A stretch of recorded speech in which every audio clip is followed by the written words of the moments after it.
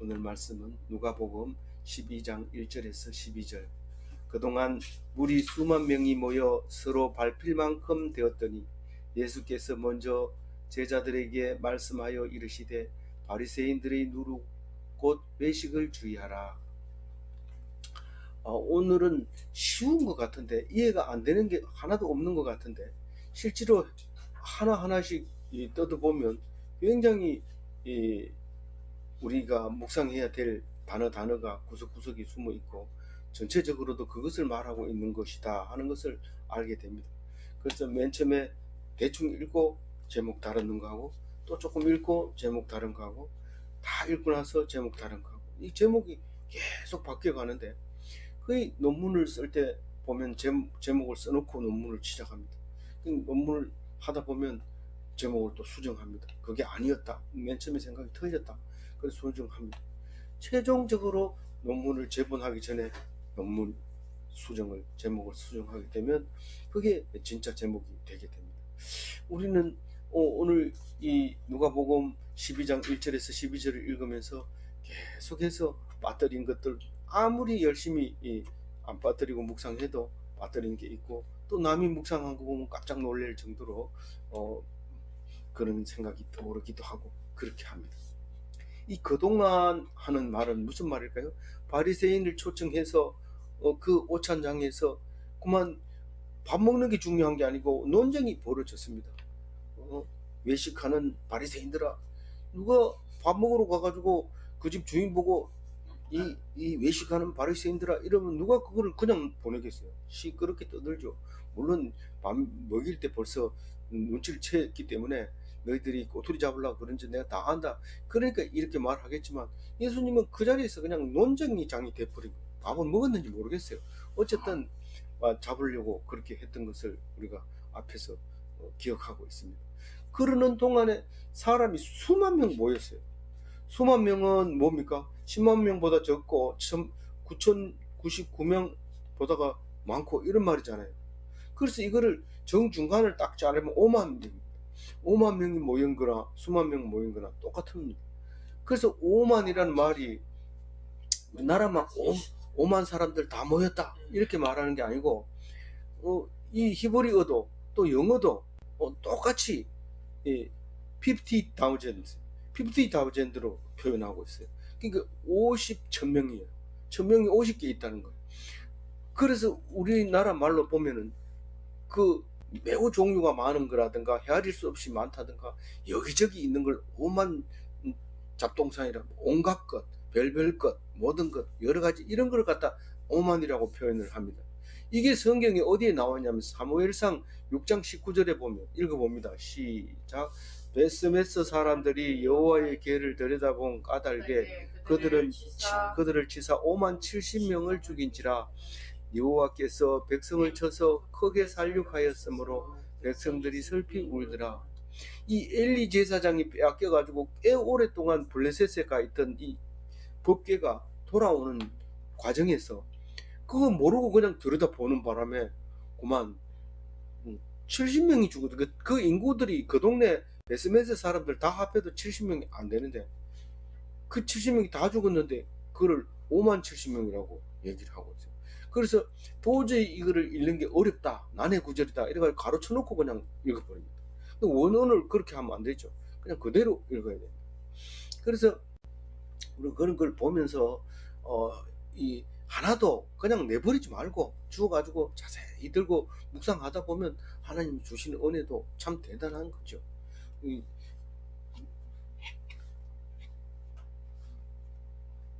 그렇게 묵상을 해야 되는 거예요. 그래서 예수께서 뭐라고요? 많이 모여있는 그 5만 사람들 속에서 예수님이 먼저 말을 꺼냅니다. 예수께서 먼저 제자들에게 말씀하여 이르시되, 질문 안 했는데도 얘기하는 거예요. 질문 안 했는데. 바리새인의 누룩 곧 외식을 주의하라. 이 얘기는 배 타고 갈 때도 얘기하고 여러 번 얘기합니다. 누가복음에서는 특별히 오늘 바리새인 집에서 초청 만찬 회장에서 이제 한 말이다 이렇게 이제 누가는 말하고 있지만 또 다른 데서도 얘기했던 얘기입니다. 이 누룩이 뭡니까? 바리새인들의 누룩이 뭡니까? 외식이 아닙니까? 외식이 뭡니까? 부풀리는 거예요. 누룩처럼 부푸는 거. 그래서 누룩 넣은 빵은 몸에 소프트하고 부드럽고 입에서 찰찰 녹고 맛이 좋습니다. 누룩에다가 누룩을 안 넣고 부풀리지 않고 떡을 만들어 놓으면 따뜻할 때는 이게 좋습니다. 누룩 넣은 거하고 안 넣은 거하고 거의 비슷하게 따뜻할 때는 약간 쫄깃쫄깃해서 그렇지 괜찮은데 시간이 조금만 지나면 식으면 딱딱해서 못 씹습니다. 그게 우리가 말하는 어 뭡니까 떡볶이 떡 할 때 쓰는 걸 뭔 떡이라 하죠? 떡국떡 같은 거 이런 가래떡.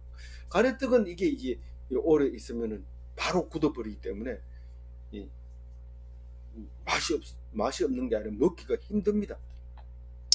그러니까 이 그 뭡니까 제사 지낼 때는 반드시 누룩을 넣지 말고 제사를 지내요. 레위기를 지금 많은 사람들이 읽고 있는데 거기 보면 항상 무효병을 쓰게 돼 있어요. 누룩을 넣지 않는 병을 떡을 이렇게 소재용으로 해서 해야지 누룩을 넣으면 안 된다. 그게 외식을 의미하는 거기 때문에 하나님이 그렇게 부풀려 있는 거에 대해서는 싫어한다. 그런 의미를 가지고 있고 또 출애굽할 때이 무교병을 먹는 이유는 오래 놔둬도 괜찮아요. 근데 누룩을 넣은 건 이게 발효를 하기 때문에 곧 상하게 되기 때문에 그건 안 된다. 그래서 무교병을 먹고 싸가지고 왔는데 그 딱딱한 걸 어떻게 먹습니까? 먹는 방법이 있습니다. 조금 떼가지고 입에 넣어가지고 오래 있으면 그게 다 녹아서 꼭꼭 씹으면 맛이 있습니다. 그렇게 광야 생활을 한 겁니다. 풍성하게 먹고 배부른 상태에서 트름하고 이렇게 하는 그게 아니라 광야에서는 살아남아야 되기 때문에 그것을 무교병을 먹도록 그렇게 해서 그걸 기억하게 하려고 일주일 동안이나 무교병을 먹는데 그것을 무슨 절기를 한다? 무교절이를 한다. 그래서 우리가 그 누룩은 이건 뻥 치는 걸 조심해라. 그 뻥이야 이런 거예요. 누룩. 그 바리새인들 뻥친데 이런 말을 지금 예수님이 먼저 묻지도 않는데 얘기를 합니다. 왜냐하면 그건 안 묻거든요. 바리새인들이 지금 뻥친다 그러면 바리새인들 옆에 있는데 마저 죽을 수도 있어요. 그러니까 말 안 합니다. 근데 예수님은 당당하게 바리새인의 누룩 곧 외식을 주의하라 이렇게 말합니다. 2절 읽어봅니다. 감추인 것이 드러나지 않는 것이 없고 숨긴 것이 알려지지 않는 것이 없는. 이게 다른 데도 있습니다. 이 말이 다 있지만은 오늘 이 1절 말을 하고 2절 말을 할 때는 뻥튀기 했는 게 지금 나중에 다 드러난다. 그게 들통난다. 언제 들통나느냐 하면 예수님이 드러낼 때 다 드러난다는 거예요. 그 숨긴 게 뭐냐면 뭘 숨겼을까요? 해석이 불가능한데도 계속 그걸 가지고 그 유대인들에게 강요를 한 거죠. 자기는 못하면서 남을 그렇게 하는 거예요. 예를 들면 간음하다 붙잡힌 자는 현장에서 죽이라 이런데 간음을 혼자 합니까? 그 말도 안 되는 건데도 그 여자만 죽이게 되는 거죠. 그게 말 안 되잖아요. 근데 어쨌든 이렇게 숨기고 여자만 죄가 있는 걸로 이렇게 합니다. 절대로 간음은 혼자 못합니다. 둘이 짝이 맞아야 간음을 하지 혼자서 죄를 짓는 게 아닙니다. 이런 것들입니다. 이런 것들인데 그 살려야 되는 법으로 율법을 줬는데 이걸 죽이는데 사용하는 거예요. 그 자기들도 모르죠. 그게 뭐 죽이는데 사용하는 건지 모르고 원래 율법이니까 지켜야 되니까 안 지키면 죽는 건데 안 살려면 지켜야 된다는데 그게 거꾸로만 죽이는 법이 돼 버렸다는 것을 예수님이 얘기하고 있는 것이요. 그 부풀은 게 언제 다 나타나냐면 예수님이 오실 때 나타나는데 이 얼마나 부풀렸는지요. 토라라고 하는 것은 613개의 율법이 있대요. 지금 그때 당시 예수님 당시만 해도 그게 미츠보트라고 하는 게 율법이라는 건데 미츠보트 613이라는 책이 나온 지 얼마 안 되는 책인데 우리말로 번역이 돼 있으니까 그걸 보면은 토라에서 말하는 토라가 뭐죠? 창세기, 출애굽기, 레위기, 민수기, 신명기 5개 모세 5경을 토라라고 하는데 그게 율법책이라고 생각하는데 그것에서 나온 율법을 조목조목 꺼내가지고 보면은 모세의 10계명 10가지 말고 600실 13개가 된다고 얘기합니다. 그걸 지켜야 되는데 현재도 그걸 들고 앉아 있는데 유대인들은 실제로 지킬 수 있는 게 율법 학자들이 271개밖에 지킬 수 없다. 나머지는 못 지킨다. 이제 드러난 거죠. 그게 드러난 거죠. 그런데 그거는 그래도 그 사람들이 뭐 안식일을 지켜라 뭐 이렇게 하는 건데 기독교인이 못 지킵니다. 그 271개는. 기독교인은 따져보면 168개는 지킬 수 있다는 거예요. 그 613개를 연구해 본 학자들이 얘기가.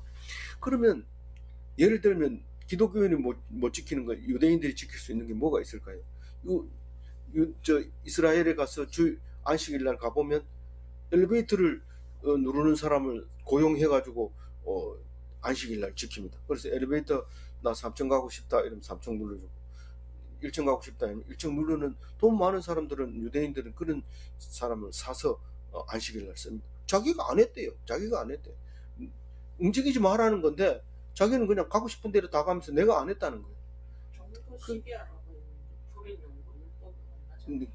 그렇죠. 근데 종이 아니라는 거죠. 그 사람은 종이 아니고 그렇게 되죠. 그래서 어쨌든 앞뒤가 안 맞는 얘기가 이제 있다. 그런 얘기예요.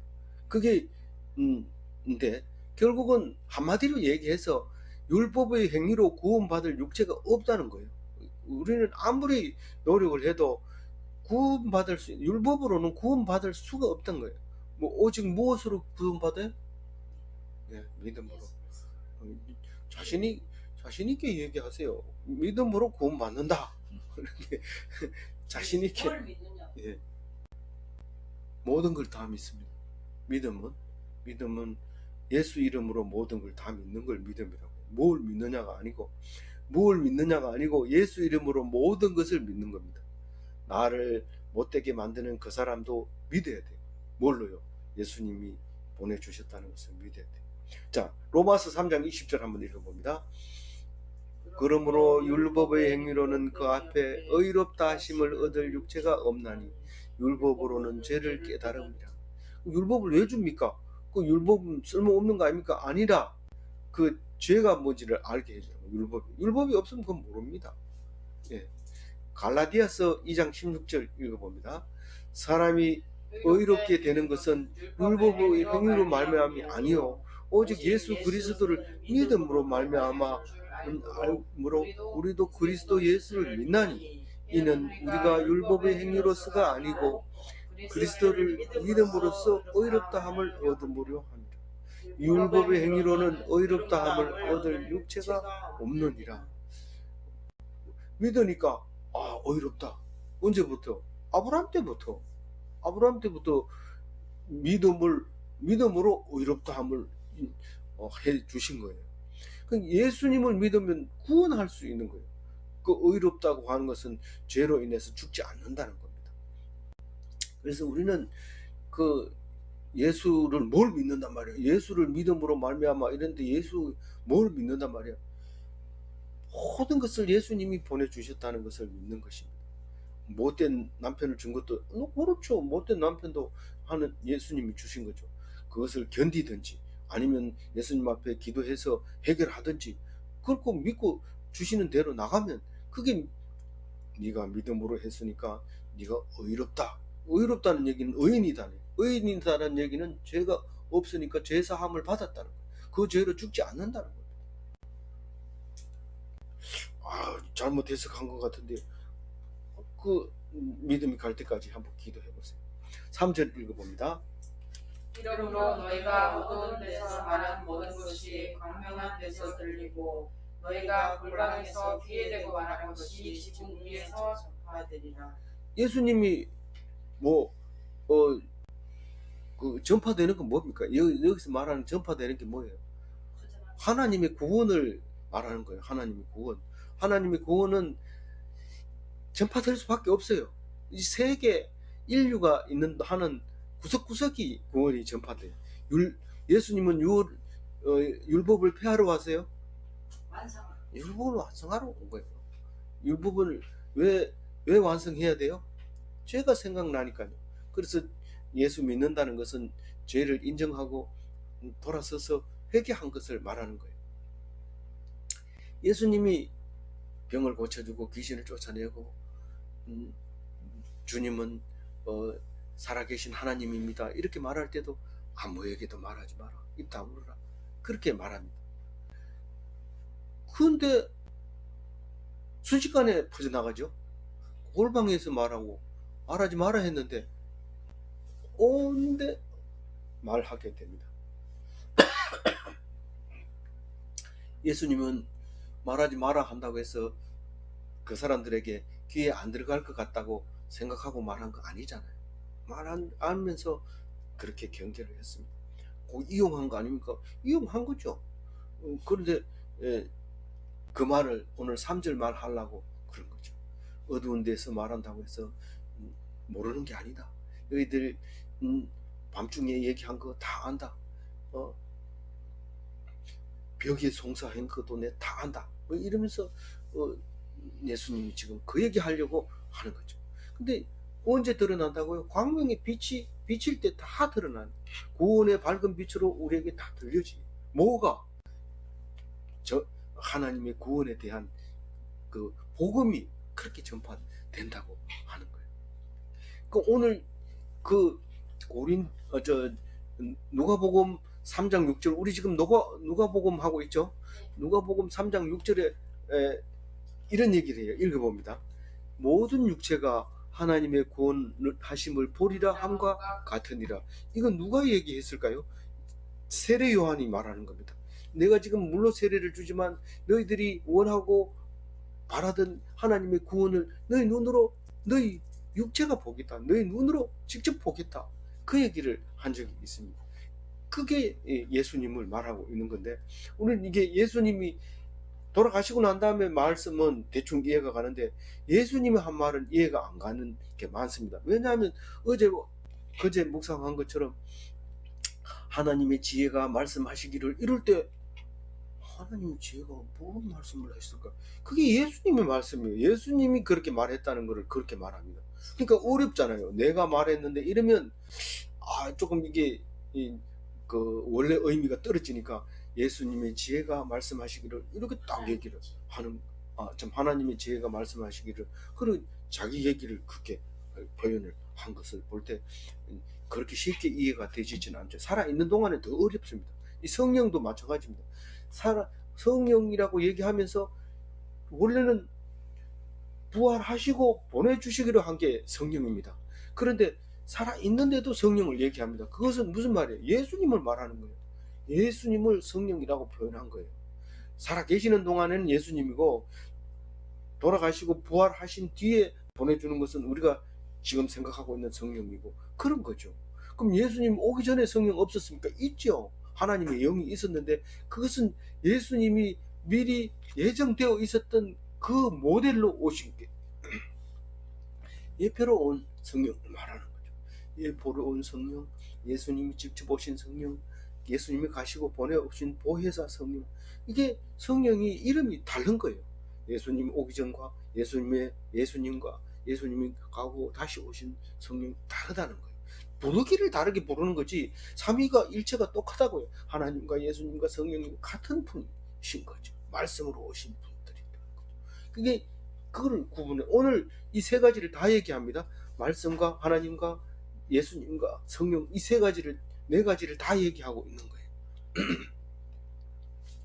우리는 삼위일체 얘기하지만 말씀이 하나님이기 때문에 사실은 네 가지가 일체가 되는 거예요. 사위일체가 되는 거예요. 그게 말씀이 예수님인 거죠. 4절 읽어봅니다. 내가 내 친구에게 몸을 죽이고 그 외에는 능히 더하지. 내 친구 대신 예수님 찬송가 있잖아요. 그 예수님은 친구기도 하고 구세주기도 하고 제사장이기도 하고 어린 양이기도 하고 온갖 모든 문제, 우리가 바라고 원하는 모든 분이 예수님. 바라고 원하는, 난 제사장이 있었으면 좋겠다, 제사장. 우리는 왕이 있었으면 좋겠다, 왕이. 아버지가 있었으면 아버지 왕. 내 주님이 있었으면 주인이 예수님. 친구 있으면 친구 예수님. 또 뭐가 있으면 좋겠어? 애인이 있으면 애인이 예수님. 신부. 또 뭐 있으면 좋겠어요? 종이 있었으면 발 씻었죠. 예수님 우리 이렇게 발 씻었어요. 우리가 원하는 모든 게 예수님. 내 친구 너희에게 말하는 몸을 죽이고 그 후에 너희 더 못하는 자를 두려워하지 말라. 이게 무슨 말이에요? 세상 사람들을 두려워하지 말라. 세상 사람들이 기껏 하는 게 사람 목숨 끊는 건데, 목숨은 어차피 죽는 건데, 빨리 죽고 늦게 죽는 건 하나님이 정해놓은 건데, 그것을 그 사람을 통해서 그렇게 하는 거지. 그 사람은 겁내지 마라 말이에요. 그 사람은. 나를 죽이는 사람은 어떤 사람이라고요? 하나님이 그 사람을 통해서 하나님이 죽이는 거지, 그 사람이 죽이는 게 아니에요. 그 사람을 겁내면 돼요, 안 돼요? 두려워하면 안 돼요. 두려워. 눈에 보이는 것을 두려워하지 말라. 하나님을 두려워하라. 그 얘기를 4절부터 어디까지? 7절까지 계속하고 있는 거예요.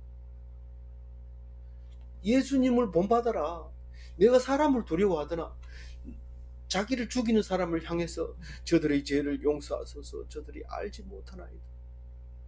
와서 뺏겨가지고 서로 찢어가지고 나누기 너무 힘들다. 이러니까 우리 제비뽑기에서 네가 가질래 내가 가질래 그러고 있는 사람 보고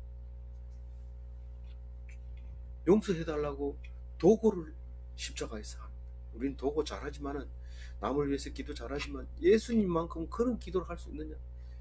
내가 지금 코의 석자인데 누구를 위해서 기도한단 말이요? 예수님 십자가보다 코가 많이 나왔나? 석자 진짜 맞나? 예수님 코 몇 자 나왔나? 네가 그게 석자면 예수님 코 뭐 무한대로 길죠. 그럼 네가 그 코가 석자라고 하면 예수님 코는 무한대다. 엄청 길다. 그래도 남을 위하여 기도하는 도구자가 예수님입니다. 그렇게 말합니다. 그러니까 5절 읽어봅니다. 마땅히 두려워할 자를 내가 너희에게 보이리니 곧 죽인 후에 또한 지옥에 던져 넣는 권세 있는 그를 두려워하라. 내가 참으로 너희에게 이르노니 그를 두려워. 이게 그가 누굽니까? 예수님이잖아요. 근데 나를 두려워하라 이러면 바로 죽여버리잖아요. 그 얘기를 안 하는 거예요. 지옥불에 던져 넣을 권세가 예수님한테 어디 있어요? 예수님은 안 믿으면 지옥불로 바로 가는 거예요. 믿는 자만 부활로 구원하는 거예요. 그게 예수님이 가지고 있는 권세예요. 그게 언제 영광을 받아요? 심판자가 심판받을 때, 구원자가 구원받을 때 하나님은 영광을 돌리는, 그게 예수님의 영광입니다. 그게 권세입니다. 그 권세를 사용할 때 영광을 얻는 게 예수님입니다. 이 5절이 읽기 어렵습니까? 다시 한번 읽어봅니다. 마땅히 두려워할 자를 내가 너희에게 보이리니 곧 죽인 후에 또 지옥불에 던져 넣는 그를 두려워하라. 내가 참으로 너희에게 이르노니 그를 두려워하라. 뭐 예수님이 웅변갑니까? 두려워하라 두려워하라. 다시 말하노니 두려워하라. 좀 깨달아라. 귀 있는 자는 들어라. 들을 게 있는 자는 들어라. 6절 읽어봅니다. 다섯 마리가 두 아사리온에 팔리는 것이 아니냐. 그러나 하나님 앞에서는 그것을 잊어버리시는 바가 되지 아니하는도다. 이 아사리온이라는 게는 다른 번역에는 두 푼 이런데 그 두 푼에는 더 어려워요. 푼이 얼마인지 알아요? 그래가지고 제가 2,000원 써놨는데 사실은 2,000원보다는 많은 것 같아요. 왜냐하면 원래는 16분의 1 데나리온이면은 한 10,000원 정도 치거든요. 근데 지금 참새고기 파는 데도 없지만 그만할 수도 있어요. 그만큼 받을 수도 있는 것 같아요. 근데 저는 그냥 2푼 이랬으니까 2,000원 이렇게 제일 작은 돈 이렇게 얘기하는데 이게 로마 화폐이기 때문에 사전에도 잘 안 나와요. 이게 참고 자료에도 잘 안 나와요. 드라크마, 아사리온 이거는 로마 화폐고 데나리온은 여기 이제 히브리인들이 쓰던 화폐고 그런가 봐요. 근데 나중에도 데나리온 많이 나오긴 한데 그렇게 얘기하고 있어요. 안 나오는 걸로 봐서 그런 것 같아요. 그런데 이 5마리 두 아사리온인데 마태복음에는 2마리가 한 아사리온에 팔려요. 이게 누가복음이 나중에 기록을 했잖아요. 그 사이에 이 띄워주기를 한 것 같아요. 이- 두 아사리온 내면은 한 개 더 준다. 한 마리 더 준다. 이래가지고 5마리에 2아사리온, 이 2마리에 1아사리온 이렇게 돼. 마태복음 10장 29절 읽어볼게요. 참새 2마리가 1아사리온에 팔리지 않느냐. 그러나 너희 아버지께서 허락하지 아니하시면 그 하나도 땅에 떨어지지 아니하리라. 땅에 떨어지지 아니하리라. 이 말은 참새를 전봇대에 있는 거 총 빵 쏴면 땅에 떨어지잖아요. 그거 주워 오는 건데, 우리는 옛날에 참새 잡을 때 그렇게 안 잡았어요. 이 겨울철에 후라시 가지고 랜턴 하나만 있으면 되는데, 그걸 가지고 그 석가래에 있는 그 추녀 물 떨어지는 그쪽에다 손을 넣으면 거기서 그 참새를 꺼내요. 참 신기하죠. 근데 그거를 새끼 꽂는 데다 새끼를 비틀면 다시 이렇게 풀리잖아요. 풀린데 머리를 집어넣고 놔두면 이 참새가 새끼에 주렁주렁 달려가지고 이렇게 둘러매고 와서 많이 먹었죠. 이 포장마차에서도 먹지만은 집에서도 그렇게 구워 먹는데, 바짝 구워가지고 머리채로 꼭 바삭바삭 씹어. 죄송합니다. 이 그런 얘기 하면 안 되는데, 깨구리 잡아 먹던 얘기도 하면 안 되고, 왜 안 되냐면 징그럽다고 막 소리 지르기 때문에. 그렇기 때문에 얘기하면 안 되는데, 겨울철에 참 간식으로 좋은 거죠. 또 재미있고 또 잡는 이야기도 하면 밤새는 줄 모르고 신나가지고. 그런데 그렇게 이제 술안주용 참새는 어떤 맛인데요? 참새가 꼭 참새 맛이에요. 근데 고기 맛. 이렇게 먹어봤어요? 어, 머리 씹어 드셨어요? 저는 어릴 때니까 기억이 안 나요. 먹은 맛에 대한 기억은 없어요. 먹긴 먹었을 거예요. 분명히 잡았는데 안 줄 리가 없죠. 어리다고 안 주거나 그러지는 않는데, 술안주로 주로 막걸리 안주로 했는데. 근데 또 오늘 예배 드리고 막걸리 먹으러 가시는 분들이 있을지 모르겠는데, 근데 뭐 상관없습니다. 잡숴도. 뭡니까? 너희들이 아주 전혀 신경 안 쓰고 있는 그 생명체, 그 하나님이 지금 너희들은 그걸 잡아먹으면서 하나님은 모르겠지 이렇게 생각할지 모르지만, 하나님이 하나도 모르고 있는 게 아니고 다 알고 있고 하나님이 하신 거다. 7절 읽어봅니다. 너희에게는 심지어 머리털까지도 다 세신 바 되었나니 두려워하지 말라. 너희는 많은 참새보다 더 귀하니라. 머리털이 자꾸 빠지니까 한 개 얼마라 그랬어요? 3만 원이라 했나요? 만 원이라 했나요?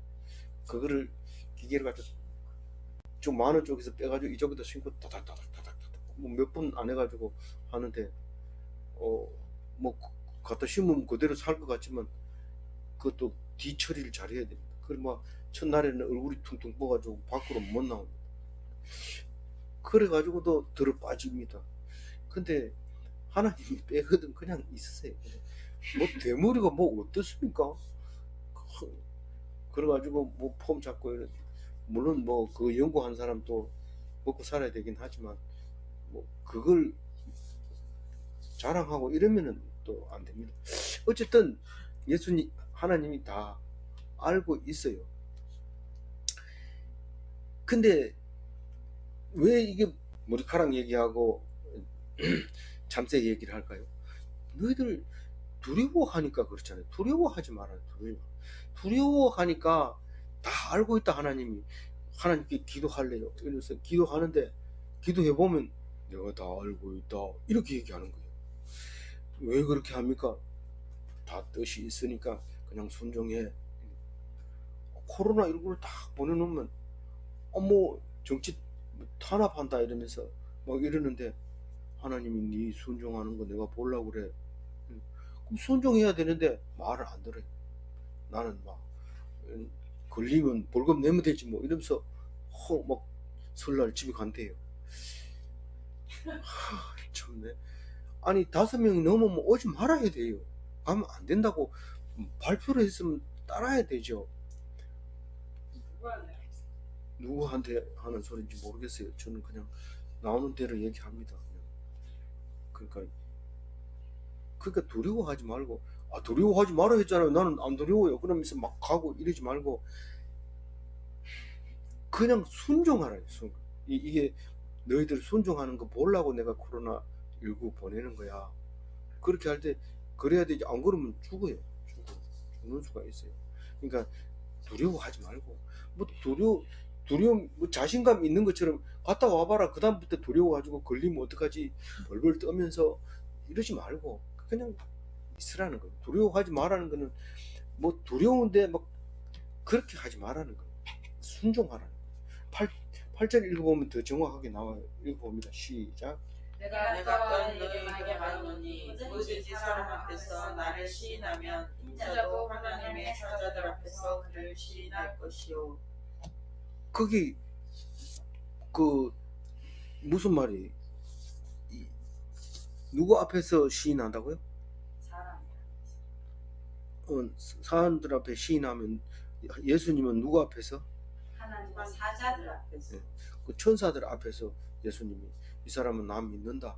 이 사람은 의로운 사람이다. 이 사람은 죄가 없는 사람이다. 이렇게 해주겠다는 거. 언제?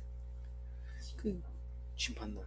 그 공산당들이 일제치하에 있을 때 예수 안 믿는다고 해라. 이렇게 했을 때 침 뱉고 지나가는 사람은 죽임을 아니 침 안 뱉고 그냥 침을 안 뱉으면 죽이잖아요. 천국 부활하시는 분들이라는 거죠. 그 사람은 살아나는 분이고, 침 뱉고 가면은 영원히 구원받지 못한다. 그 얘기를 하는데, 난 두려워요. 나는 이렇게 두려운 줄 몰랐어요. 성경 읽고 공포에 질렸어요. 이렇게 하면 안 돼요. 잘 귀담아 들어야 돼. 놓쳐버리면 안 돼요. 어쨌거나 8절 얘기는 그겁니다. 절두산 가면은 대원군이 천주교인들을 목을 잘랐던 산, 그 산에다가 절두산이라고, 원래 이름은 그게 아니지만 그렇게 이름을 붙였어요. 그래서 이제 성지가 있죠. 그랬는데 지금 6.25 때 북한군들이 나와서 많은 교회들을 그런 식으로 죽였어요. 죽인 게 이제 전라도에도 있고 충청도에도 있고, 많이 가면 이제 그 죽인 내역을 적어가지고 성지로 해놓는데, 개신교는 그걸 별로 성지로 개발하지도 안 하고 돈도 없으니까 그냥 놔둬버리는데, 사실 상당히 많은 데가 있습니다. 발굴을 안 하고 놔둔 데가 있습니다. 별로 관심이 없죠. 말씀이 중요하지, 뭐 절두산, 뭐 순교가 뭐 중요하나 이런데 그게 중요합니다. 9절 읽어봅니다. 사람 앞에서 나를 부인하는 자는 하나님의 사자들 앞에서 부인을 하리라. 네. 요게 9절이 10절하고 연결되는 건데, 애매모호하고 분별력이 없고 생각이 안 나는 말씀이에요. 이거 우리 아는 것 같이 단어에 대해서, 말에 대해서는 전혀 우리가 이해 안 갈 거 없지만, 정말 이게 무슨 말을 지금 예수님이 하고 있는 건가, 그거를 이해하기 어려운데, 나를 부인하면 그날의 심판을 받게 된다. 결국은 안 믿으면 지옥 간다. 그 말이 9절 말인데, 안 믿으면 그 지옥 간다는 말이 어디 있어요? 9절에 암만 찾아봐도 없는데, 그게 그 얘기입니다. 그 얘기인데 10절 한번 읽어봅니다. 누구든지 말로 인자를 거역하면 사함을 받으리라. 성령을 모독하는 자는 사함을 받지 못하리라. 인자를 거역하면, 이 말은 인성을 거역하면, 예수 저거 죽어야 돼. 내가 팔 거야. 내가 팔아서 은전 3개를 30세계를 얻을 거야. 그리고 제일 먼저 뛰어가서 팔았는 게 누구예요? 그렇게 해도 용서받을 수 있어요. 어떻게 하면? 예수님인 것을, 우리 죄를 위해서 오셨다는 것을 알게 되면 그거는 구원받을 수 있다는 거예요. 그 육체의 죄, 그 불신은 믿음으로 돌았으면 받을 수 있다는 거예요. 그런데 성령을 모독하면 어떻게 된다고요? 사함을 못 받는다. 성령을 사한다는 게 뭔가? 부활하신 예수님을 거절하면 이런 말입니다. 예수님을 우리가 믿고 있잖아요. 믿고 있는데 이 성령은 예수 부활하신 후의 성령, 지금 현재 성령으로 보혜사 성령을 말하는 거고, 예수 성령은 지금 모독해도 모르니까, 거역하면 모르니까 그건 다시 구원받을 수 있는 거고, 부활하신 예수를 거역하면 사함 받을 수 없다 그러는데, 여기서는 그냥 그렇게 말했기 때문에 그렇게 말하고 넘어가도 돼요. 그런데 마태복음에서는 영원히 사함 받을 수 없는 죄라고 얘기를 해요. 영원히 사함. 무슨 죄가 영원히 사할 수 없는 죄가 있느냐? 그런 죄는 없습니다. 사실 우리가 D-Day와 V-Day 사이에서 살면서 믿음이 그 중간에 떨어져 나가는 사람도 있고, 다시 나갔다가 다시 올라오는 사람도 있고, 여러 가지 사람이 있는데 그 얘기를 자꾸 하면 뭐 이럴 수도 있고 저럴 수도 있는 거지 뭐, 이러기 때문에 신앙의 정통성을 가르치기가 굉장히 어렵습니다. 그래서 그걸 빼버리는 거죠. 그 무슨 말이냐면, 빼버린다는 얘기는 이거와 마찬가지입니다. 부자는 천국 갈 수 있어요, 없어요? 못 갑니다. 그러나 갈 수 있어요, 없어요? 갈 수 있습니다. 어떻게? 하나님으로는 할 수 있기 때문에. 그러니까 그거를 갈 수 없다 하다가 갈 수 있다 하면 헷갈리니까 말을 안 하는 거죠. 빼버리는 거죠. 안 가르쳐 주는 거예요. 그러나 하나님은 그 방법을 예수님을 통해서 다 해결할 수 있게 만들어 놓은 겁니다. 그러니까 믿음을 가진 자가 불신을 하게 되면 그것은 사할 수 없는 영원한 죄를 지은 거죠. 그런데 그 얘기가 히브리서 10장 26절에 나옵니다. 한번 읽어볼게요. 우리가 진리를 아는 지식을 받은 후 진지 죄를 범한 적 다시 속자 하는 죄가 없고, 우리가 예수를 믿으면 죄가 사해지는 이유는 내가 죄를 지었잖아요. 그러니까 제사장이 소를 잡으면, 안수하고 소를 잡으면 내 죄가 없어지잖아요. 그런데 예수님은 죄 없는 사람이기 때문에 소하고 다릅니다. 소는 죄를 지으면 또 소를 잡아야 되지만, 예수님은 완벽한 죄인이 죄가 없는 사람이 죄를 속죄를 희생을 했기 때문에, 어린 양이 되었기 때문에 모든 죄, 현재 과거 미래의 모든 죄, 모든 사람의 죄, 이 사람 저 사람 이 사람 저 사람 모든 죄를 단 한 분의 십자가로 다 해결해 버린 분이기 때문에 제사함을 받는 거죠. 그런데 우리가 속죄제를 드리고 나서 예수님을 제물로 바쳤는데 다시 죄를 지으면 예수님이 뭐 죄 있는 걸로 바꿔버리는 거랑 마찬가지입니다. 그러니까 다시 속죄할 수 있는 제사가 없다는 거예요. 니는 이미 속죄했던 자가 다시 죄를 짓는다면, 그러니까 미래까지 다 죄를 사했다 해놓고 왜 또 지으면은 제사가 더 이상 지낼 거 없다 이렇게 얘기합니까? 바뀔 수 있다는 거. 우리가 믿음이 좋다 하지만 언제 바뀔지 몰라. 변덕이 심하기 때문에 바뀝니다. 그럼 영원히 제사함을 못 얻는, 그럼 끝나는 거예요. 나 위험해서 난 이거 못 다니겠는데요. 그게 아니라 하나님께 다시 돌아오면 받아줍니다. 이거는 지금 그 얘기를 빼고 한 말입니다. 그 얘기를 해버리면 헷갈려서 하라는 거야 말하는 거야, 이랬다 해놓고 저랬다 해놓고 막 이렇게 하면 헷갈리니까 빼고 말한 것이 10절과 같이 말한 겁니다.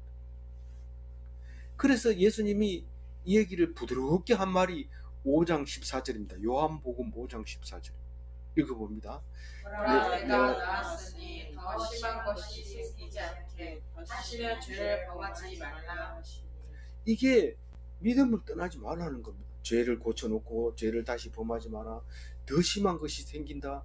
한 귀신을 쫓아낸 사람 보고 다시 죄를 짓지 마라. 7 귀신이 들어온다. 계속해서 이렇게 얘기합니다.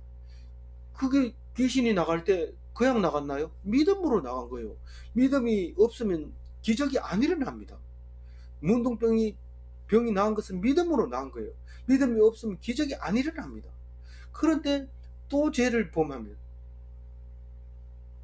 더 나쁘게 되는 거예요. 처음부터 안 믿던 것보다 훨씬 나쁘게 되는 거예요. 믿습니까? 불신자가 믿음이 없으면 성령이 오시지 않는 거예요. 보혜사가 오지 않는 거예요. 그래서 사함이 없는 거예요. 성령이 내 속에 들어왔을 때 사함 받는 거예요. 내가 성령을 한번 떠났으니까 이제 영원히 천국 못 가니까 이제 내 멋대로 하자. 성령 사람 앞에서 내가 부인했기 때문에, 예수님을 부인했기 때문에 나는 이제 천국 못 가, 이러면서 이제 끝났어 이러면서 그렇게 해야 돼요? 아니요. 그렇게 하면 예수님은 어떤 경우라도 받아줄 수 있어요. 천국은 부자가 못 가지만은 하나님은 하게 할 수 있다. 그게 믿음으로 돌아오는 사람을 기다리고 있는 말씀입니다. 돌아오기를 기다리고 있는 그 귀한 말씀을 우리가 기억해야 돼요. 놓쳐버리면 안 돼요. 기억하려면 어떻게 해야 돼요? 맨날 묵상해야 돼요. 예? 만날 이럴까요? 우리 시골에서는 만날 이러지, 맨날 매일매일 이런데 그 다 어려운 사람도 있어요. 11절 읽어봅니다. 사람이 너희를 회당이나 무정자나 권세 있는 자 앞에 끌고 가거든 어떻게 무엇으로 대답하며 무엇으로 말할까 염려하지 말라. 저는 이걸 읽고 뭐 이게 예수 믿는 것 때문에 그렇게 한 건 아니지만, 누가 높은 사람이 무슨 일로 이렇게 오라고 하면 항상 이 말씀을 생각했어요. 생각하지 말자. 내가 지금 말하고 싶은 거는 거짓말 하려고 핑계 대려고 하고, 거짓말 하려고 하고 핑계 대려고 하고, 상황 설명을 하려고 하고, 사정 얘기를 하려고, 불쌍히 여김을 받으려고 머리 굴리고 이렇게 얘기해야지. 가자마자 묻지도 않는데 막 얘기하고 이러면 아웃입니다. 그거는 실패입니다. 근데 아무 생각 없이 가서 물었는데 내가 준비한 거는 하나도 안 물어봐요.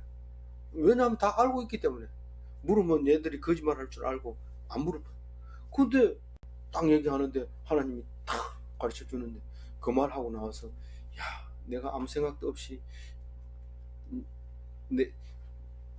하나님이 도와줬다는 걸 알고 감사하게 됩니다. 근데 오늘 11절 말은 마찬가지입니다. 두려워하지 말고 믿기만 해라. 누구를 믿어야 돼요? 예수님을 믿고. 예수님 어떻게 믿어요? 고린도전서 10장 13절 한번 읽어봅니다. 사람이 감당할 시험 밖에는 너희가 당할 것이 없나니 오직 하나님은 미쁘사 너희가 감당하지 못할 시험을 허락하지 아니하시고 시험 당할 점에 또한 피할 길을 내사 너희로 능히 감당하게 하시니라. 두려워하지 말면 이 하나님의 말씀이 때를 따라서 들려지면서 그 문제가 해결되게 해준다. 그런 말입니다. 놀라운 말씀이죠. 12절 마지막 절 읽어보고 마치도록 하겠습니다. 마땅히 할 말은 성령이 그때에 너희에게 가르치시라. 그게 그 말이에요. 성령의 인도함을 받으라는 거죠. 네 멋대로 생각하고 핑계 대려고 하고 거짓말을 하려고 하고 숨기려고 하고 안 나타내려고 하고 그러면 그날에 예수님이 얘는 안 믿었으니까 심판, 우리는 믿었으니까 구원, 그렇게 된다는 겁니다. 오늘 10절을 가지고 정리합니다. 모든 죄는 어떤 죄든지 예수 십자가로 사함을 받을 수 있습니다. 그러나 믿다가 성령을 모독하면 속죄받을 길이 없습니다. 성령을 모독한다는 것은 자체가 믿지 않는다는 뜻입니다. 그럼 속죄받을 수 없는 거죠. 성령이 오지 않습니다. 예수님이 임하지 않습니다. 우리와 함께 하지 않습니다. 이 말씀으로 참으로 멋진 기독인도 다 사시기 바랍니다. 기도하겠습니다. 하나님 감사합니다. 오늘 말씀 주셨사오니 이 말씀 붙잡고 늘 예수님과 함께하는, 성령이 임하는 충만한 성령으로 살아가는 멋진 기독인으로 살게 하여 주옵소서. 감사하옵고 우리 주 예수 그리스도 이름으로 기도 올리옵나이다. 아멘.